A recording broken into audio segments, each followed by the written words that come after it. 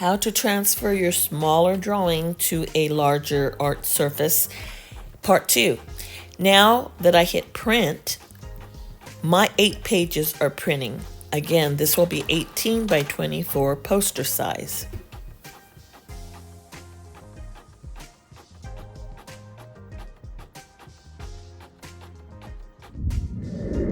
Now that all 8 pages have printed, I will be putting them together, but not taping them yet.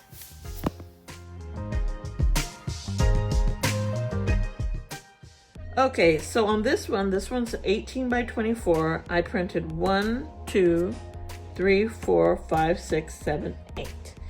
Now, each one of these has crop marks right here. So you put it together like a puzzle. And what you would do is you would cut this and tape it on top of this one. Don't cut both of them because then you won't be able to overlap. And I can give you an example of how that's done. All right, so I cut both of these. On this, you can still see the crop mark, but you cut both of those and you go ahead and match it. See, I could cut a little bit more. I'm gonna do that now. I'm using one of these paper cutters. It goes a long way, a lot quicker. You can also use this one, which is less expensive. Okay, so this one right here has not been cut. So I'm going to go ahead and overlap it now. This one I cut, so now I can fit it like a puzzle. As you begin cutting one side of the paper and aligning it and overlapping, this is when you can start using your Scotch tape to tape things down. But don't cut everything at once. Just kind of put it together slowly like a puzzle and find out where you need to crop, where you need to overlap, and then tape.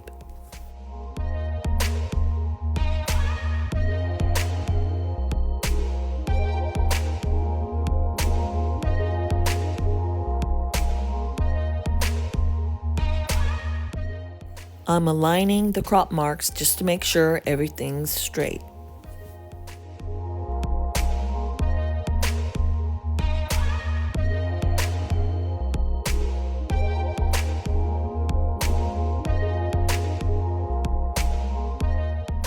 Here I am trying to decide where to cut. I'm going to cut on these 2 areas right here, going across. And at the bottom. Now I'm ready to overlap and tape them to the next section of the drawing. I found out there's an area I needed to cut, so I got to go back and cut that. This is what happens. You kind of learn as you go, and if you mess up, it's okay. You can print it again, or you can just use tape.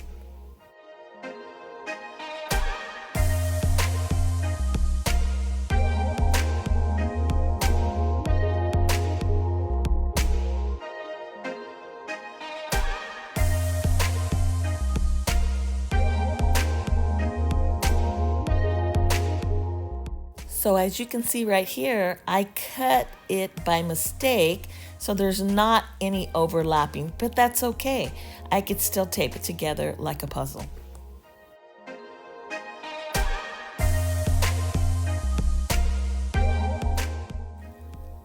I'm just going to use a straight ruler to just show you that it is 18 by 24. If you cut off the edges on the sides, it'll be exactly 18 inches, and the same goes for the length of the poster. It's 24, and I will cut off the extra paper just to show you how to better, get a better visual of the 18 by 24. So now I'm going to cut the extra paper that's beyond the 24 inches from the bottom and the top, and the extra paper on the sides that is beyond 18 inches. Obviously, it's best to use a ruler and a pencil to mark where you're going to cut. I already know this drawing by heart. I've printed it so many times and cut it, so I know exactly where to cut because I see the edges. But anyways, if you want to mark it with a ruler, you can do that before you cut.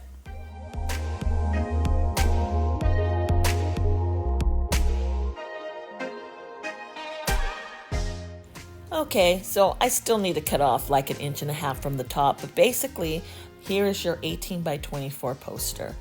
And I will show you how to also put together a 14 by 18 because I found a canvas that I had that size and I wanted to go ahead and see how that worked. And it printed 4 sheets of 8.5 by 11 instead of 8.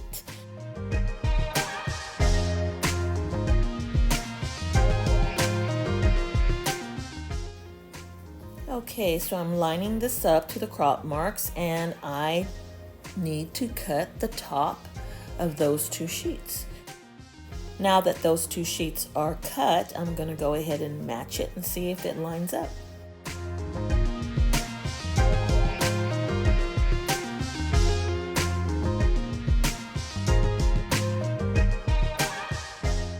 Okay, so I'm overlapping it and I noticed that it needs to go underneath this sheet.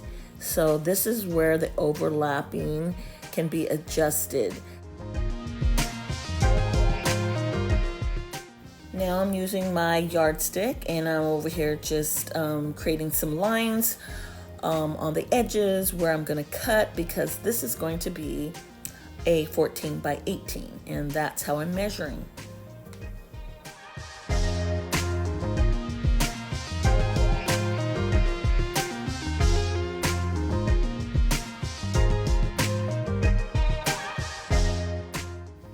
Okay, so I found the 14 by 18 inch canvas and I cut my poster and it fits perfectly on top.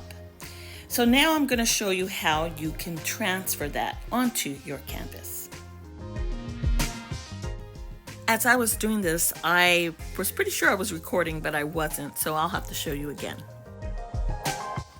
The cheapest way to do this is to use a soft graphite pencil like maybe a 6B to 9B and go ahead and scribble on the back of the image that you want to trace. I'm focusing on this girl, so what you do is you go ahead and place your image on the art surface, which is a canvas or watercolor paper or whatnot, and you go ahead and trace it with a pencil, sharp, well, you know, medium point pencil or a pen, and go ahead and check your process. You want to push down. Obviously, if it's a canvas, you don't want to push down too hard, but you can hold it down and check and make sure that it's transferring correctly. If not, add some more graphite. You can also use a medium charcoal pencil to do this. Just realize that this is not going to be super detailed. This transfer is not meant for that. It's just an impression. We want the right height. I like the way the dress is flowing. I like the way the arms and the hand are set in my drawing. I like the length of the legs and the way the legs are drawn in my sketch. So that's what I want. I just want something there so that I can further develop it using a pencil on my canvas or art surface. This is just a quick example. Obviously, if I was transferring it to the canvas to further develop it on the canvas, I would add a little bit more detail like the ground and where the flowers are set, etc. Another way is using the graphite transfer paper. This is the Arteza brand, has 60 sheets. Each sheet is 9 inches by 13 inches. The shiny part is the graphite and the dull part is not. When you use this, the best way is to tape together several sheets that would basically fit your canvas size. Mine is 14 by 18, so I taped, I think it was only 1/9 by 13 sheet of graphite, and then Some of the others I cut in half and then I just taped it, so it was perfect size for the 14 by 18. And remember, you tape it on the dull side, not the graphite side. The next step is to take this pieced up, taped up transfer paper and put the graphite side on the canvas, and then place your poster size sketch or drawing on top of that, and make sure you hold it down somehow, even if that means taping it. Also, before you tape it, make sure that it's aligned properly. So you want to make sure that everything that you are tracing is exactly where it needs to be, so it cannot shift, because then it will be off. Your tracing would be off. So I'm going to go ahead and show you an example of using this graphite paper, transfer paper, and I'm using a pin actually because it's got a sharper point, so I don't have to push down so hard. And then again, you just hold down with your hand if it's not taped, and you can go ahead and check the progress. But this is going to give you, I would say, more solid lines, maybe not dark lines, but definitely more solid.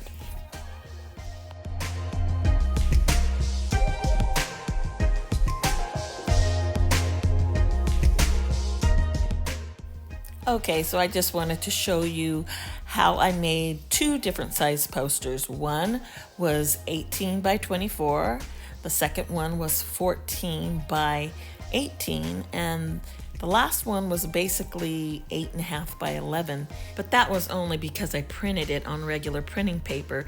The original was a little over 8 inches by 9.55 inches, so it was actually smaller than 8.5 by 11. So after I transferred it to my larger canvas, which this was actually a watercolor paper surface, I was able to further develop it in a watercolor painting. So this is how you would transfer a smaller sketch or drawing to a larger surface. I hope this has helped you, and there are other ways you can do this, but these are the two ways that I've used the most.